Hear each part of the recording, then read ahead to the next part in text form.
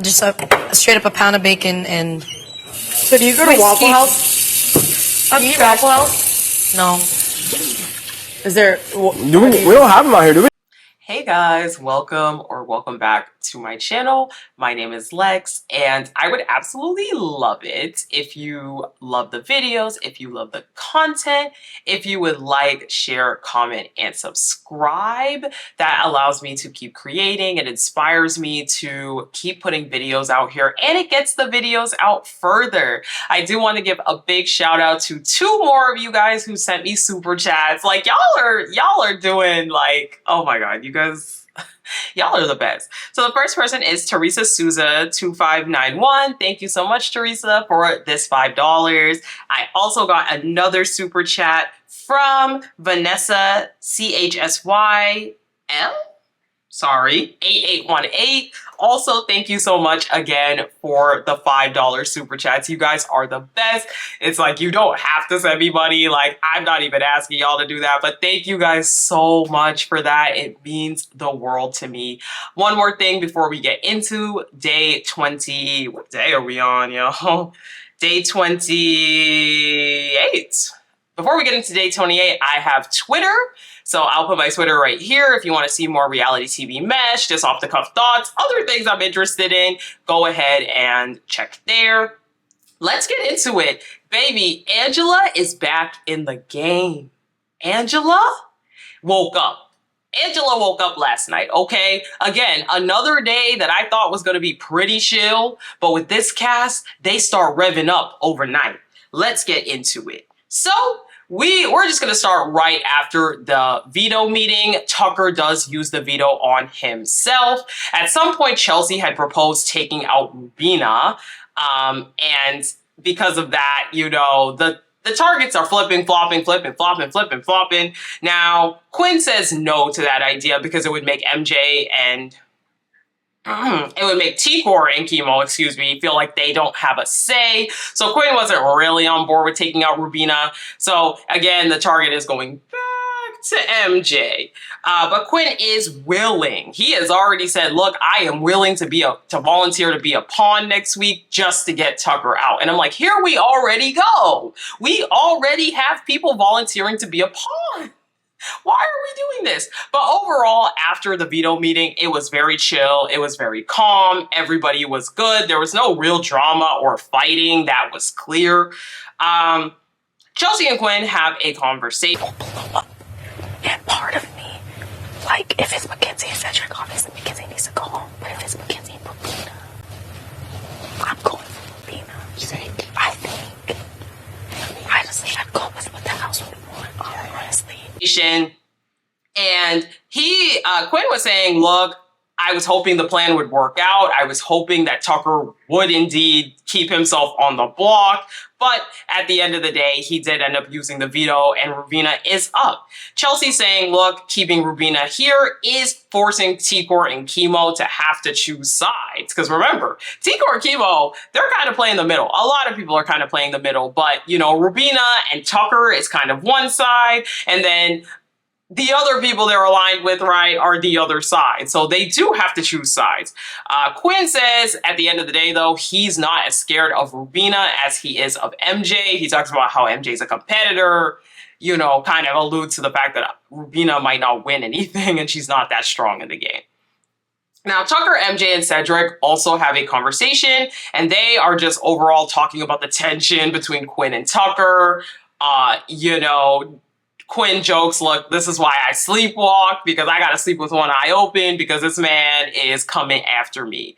So Tucker and Chemo talk about how the TV audience is probably eating this all up. Mentally preparing like it is. I'm chilling today, and I'm drinking fucking gallons of water every day. Yeah. And stretching starting tomorrow, hardcore. Yesterday I just massaged my feet and heels wicked hard. Yeah. One thing about this cast, because there are so many super fans or people that are just watchers of the show, there's a lot of talk about podcasts, about the TV edit, about, you know, what the viewers are looking at. I feel like it's very high this season. We always have people that talk about it, but I just feel like this season it is really high. Tucker does say he was very, very close to not using the veto because he didn't want to play in the AI arena. But at this point, he's just ready to sleep after the AI arena because he's tired of all the drama. And I only threw that comment in there because I was like, Tucker, you are the drama. All of the drama of the past 2 weeks has been because of you. So what do you mean you're tired of the drama? But again, many people are speculating this week that it's either going to be the wall comp or the slip and slide comp, and they think it's going to be the wall comp. So Brooklyn joins this conversation. But if Mackenzie comes down, What if it's Mackenzie and Cedric? what does Mackenzie? Would Mackenzie do Ravina? So that's 5. Would she vote? Oh, yeah. To Mackenzie keep- would vote to keep. Yeah. What if it's Mackenzie and Cedric up there? Who do you? And they are discussing how the votes will fall if MJ comes off the block. Chemo says, look, don't count out MJ yet. Like, she's a strong competitor. Like, she could potentially take herself off. A lot of people are just assuming it's going to be her, but you never really know at this point. They do also think there may be a buyback coming up soon, which we know it's at least not going to be the first 3 people that got out because they're all at home and they're all on TikTok. They all have their phones. So if there's a buyback, I don't know when said buyback will be, but I'm not sure yet. But they seem to think there's going to be a buyback. And overall, Tucker does want out Cedric over MJ. So Rubina and Leah also have a conversation, and Leah says that every guy in the house gives her the ick except Chemo. I'm like, Leah, But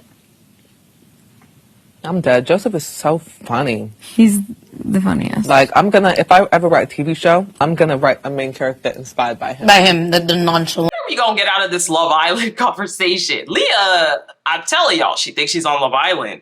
But Leah would rather work with Rubina than MJ. That is what she admits. Leah says that her relationship with MJ is very surface level. And once again, I am left confused because I thought those two were close, but Leah has decided that she's not close with MJ and she doesn't like her. It's very bizarre to me. So Cedric and Joseph, they chat, and Cedric says, look, it is worth keeping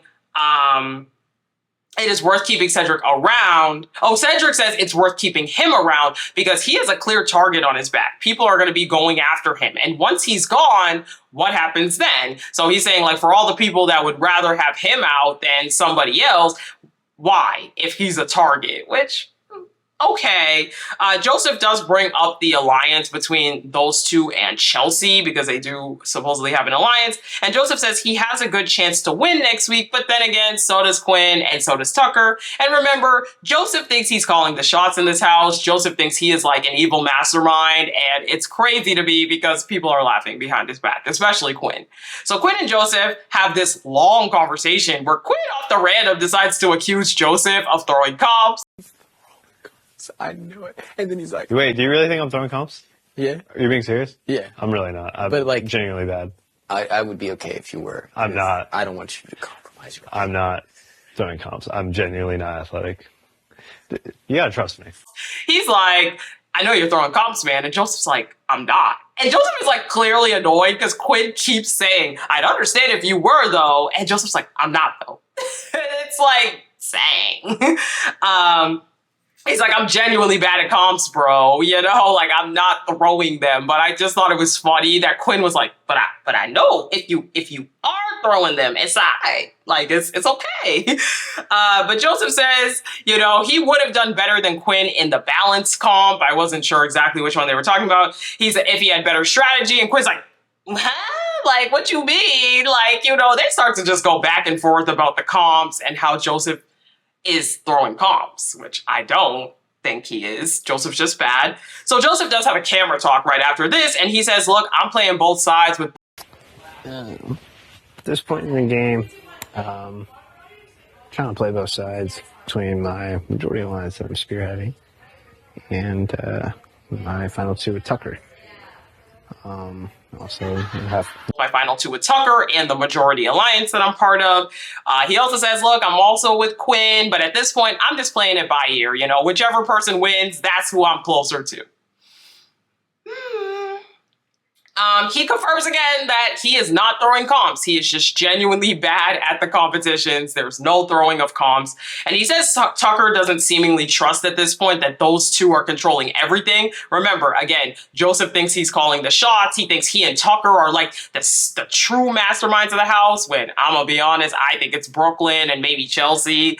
But either way, he thinks this. And he says, look, you know, it's fair that Tucker doesn't trust that we are controlling the house together because we haven't voted together yet. But, you know, my gift to him next time will be us two voting, and he'll see that our final two is controlling everything. Now, Kimo and Tikor discuss how they want to talk with Tucker at this point because, again, they have been talking about for days and days and days that they feel like they are at the bottom of the collective. You know, this alliance was formed week 1, but they never talk. They never have conversations. They never talk game with them. And so they realize that they think they're at the bottom. Tikor does say, look, the people I want to protect, obviously, is Kimo, but also Rubina, Chelsea, and Brooklyn. Maybe Cedric, but she says the 4, especially, like, that those 4 are the people that she does not want to be touched. And at this point, they're even considering telling Rubina about the Pentagon or the collective because, again, those two have really just... they're at a point with the collective where they're like, what is even the purpose of this? Which, agreed, half the people in the collective don't really talk game. And they mention it later that, like, Cam doesn't talk game, Cedric is just protecting his safety, like, I don't know.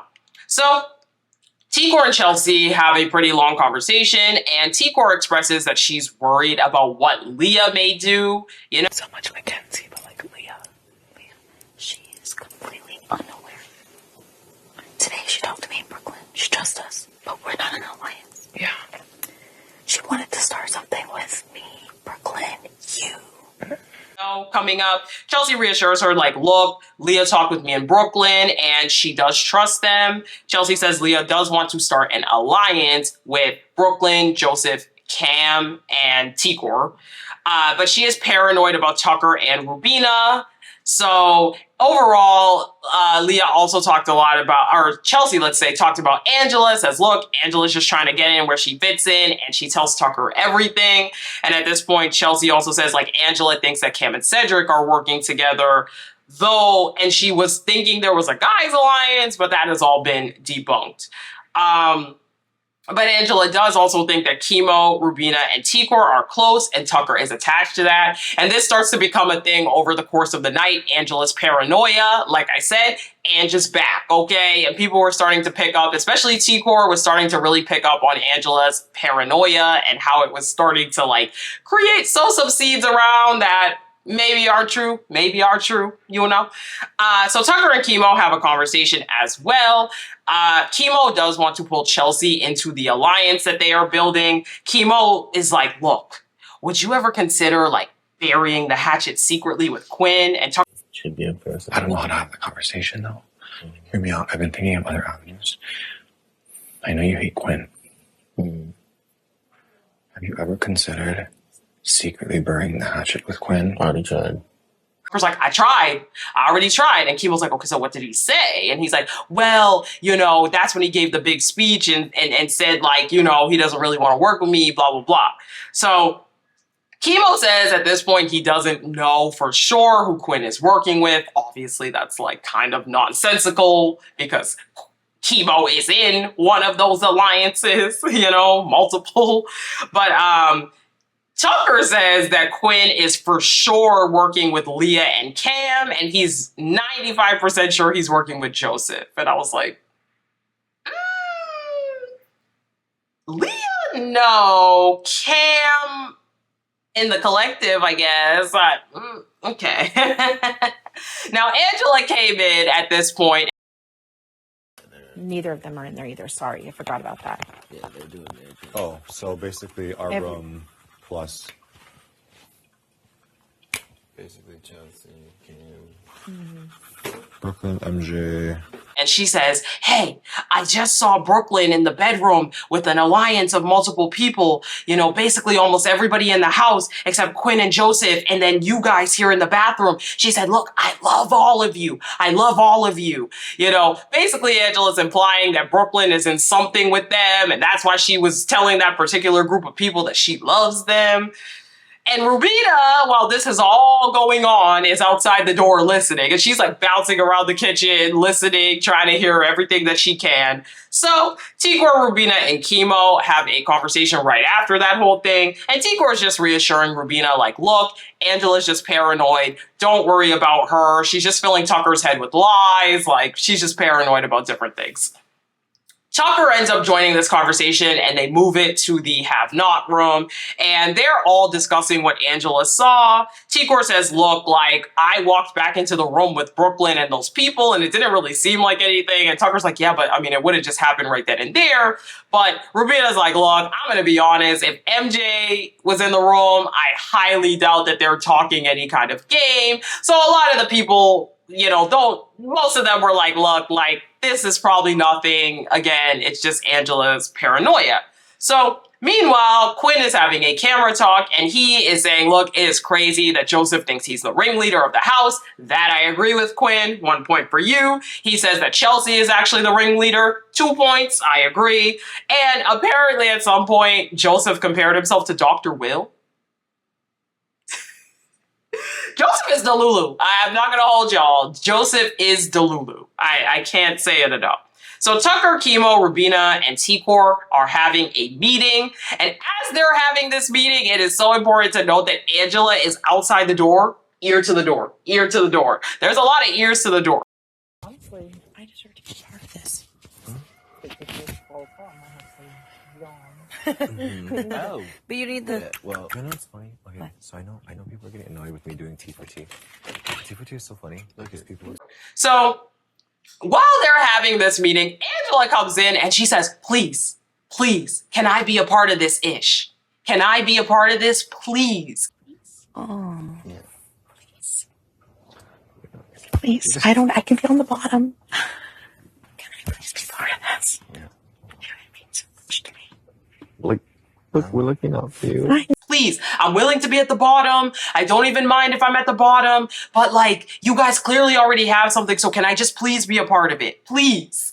Tucker is the first one to speak up, or Chemo. I think it was Chemo that was the first to speak up and be like, well, we're clearly all like looking out for each other, like no matter what, you know, that's obviously going to happen. Tucker's like, I'm down with it. And Chemo's like, I'm down with it too. And then Tikor and Rubina, they don't really say anything, but they're like, okay, let's name it. Like, you know, they name it the school. I don't know, the school of fish or the school, but I just found it very funny that Angela, you know what? I have to give her 1 point. She was bold. She said, I'm going to ask for the alliance that I want. And as we know, Angela is just paranoid. And we know Angela's paranoid. We see her paranoia all throughout, you know? So it's like, you know, it's just funny because Paranoid Ange is back again, okay? So be prepared.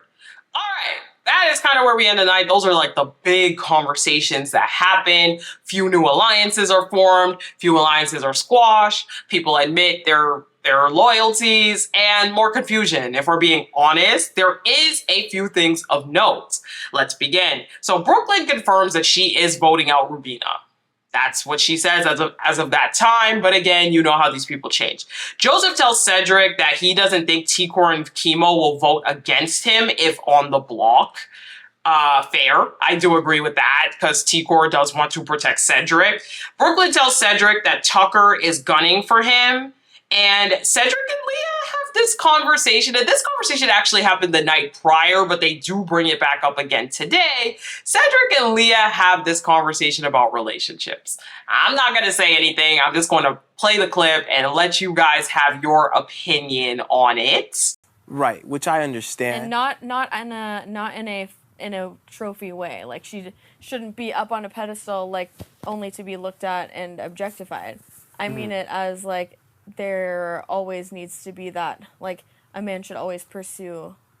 But they have this pretty long, the full conversation is floating around on Twitter. Okay, I can only put a little clip here, but yeah, I'll let you guys think about that. Now, Tikor tells Brooklyn that Angela is paranoid and leading the paranoia because, again, it's starting to go around that Angela is starting to spread stuff that isn't always true. MJ tells T-Court she feels screwed if she's against Rubina, but she would be fine if she was against Cedric. I only put these things in because it shows the read that some people have is terrible. Terrible, terrible, terrible.